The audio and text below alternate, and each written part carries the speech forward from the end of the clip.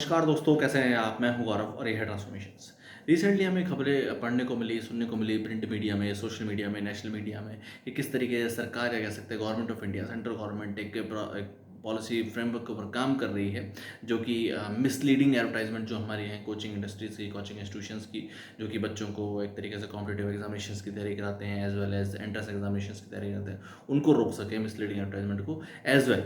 और भी इस तरीके के जितने भी उनके पैरामीटर्स हैं, वो किस तरीके के एजुकेशन प्रोवाइड करते हैं, उनके जो भी टीचर्स हैं उनकी क्या क्या क्वालिफिकेशंस हैं, या उनका क्या किस तरीके का सक्सेस रेशियो है या सक्सेस रेट है उनके इंस्टीट्यूशंस का, कि कितने बच्चे उनके जो प्रीवियस ईयर्स के एग्जामिनेशंस हैं या एनरोलमेंट है उसमें इनपुट में हुए और कितना कैसा उनका आउटपुट रहा, किस तरीके का सक्सेस रेशियो रहा। और एक ट्रांसपेरेंट वे में जो भी कोचिंग इंडस्ट्री है, कोचिंग इंस्टीट्यूशन जो डेवलप हुए हैं वहाँ हम जनता तक पहुँच सके, और एक ट्रांसपेरेंट वे में उनकी जो फिलहाल की इमेज है वो लोगों तक पहुँच सके, और किस किस तरीके के उनके जो टीचर्स हैं उनका सक्सेस रेट रहा है, कितने बच्चे क्वालिफाई हो पाए हैं कॉम्पिटिटिव एग्जामिनेशंस में या एंट्रेंस एग्जामिनेशंस में।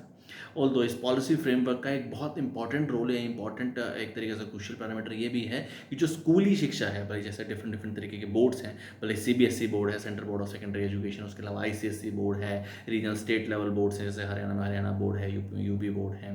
और भी डिफरेंट डिफरेंट तरीके के बोर्ड्स हैं, उनकी जो जो स्कूली शिक्षा है उसके ऊपर भी फोकस किया जाए, जो उनका स्कूली करिकुलम है उसके ऊपर भी फोकस किया जाए, क्योंकि हमें ऐसा देखने को मिला ही है पिछले काफ़ी सालों में कि बच्चे हैं जो कि कॉम्पिटिटिव एग्जामिनेशंस की तैयारियों को लेके इवन अपनी जो बेसिक शिक्षा है उनकी उसको कॉरस्पॉन्डेंस लेवल पे ले जाके उन सब एजुकेशन कोचिंग इंडस्ट्रीज़ को ज्वाइन कर लेते हैं। बहुत बार ऐसा भी देखा गया है कि बच्चे 10th करने के बाद और वो उसके बाद कॉरस्पॉन्डेंस अपनी स्कूलिंग करते हैं 11th 12th, और रेगुलर वे में एक तरीके से कोचिंग करते हैं ताकि आगे चल के वो IIT वाले वो इंजीनियरिंग में जाना चाहें या नीट के थ्रू, या इस तरीके से अगर वो डिफरेंट डिफरेंट जिस भी एरिया में अपना कैरियर बनाना चाहें उन सब चीज़ों को करते हैं, और जो उनका बेसिक स्कूली करिकुलम है वो कहीं ना कहीं पीछे छूट जाता है। तो एक मेजर फोकस ये भी है, और जो कंपटीशन की एक भावना डेवलप हो चुकी है मार्केट में, जो एक तरीके से सोशल स्ट्रेस भी है बच्चों को लेके, उन सब चीज़ों को भी कम किया जा सके, और एक तरीके से जो स्कूली शिक्षा है एक इक्वल एजुकेशन है, जो एक बेसिक एजुकेशन है वो हर बच्चे तक पहुँच सके, और ऑल सिस्टम में इम्प्रोवाइजेशन हो सके, और जो कोचिंग इंडस्ट्री का एक तरीके से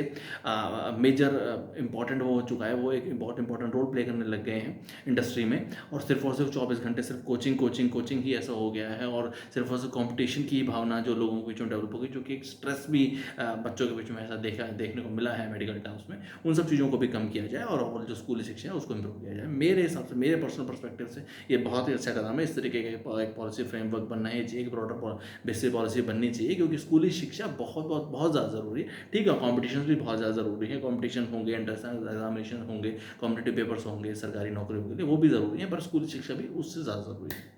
जय हिंद।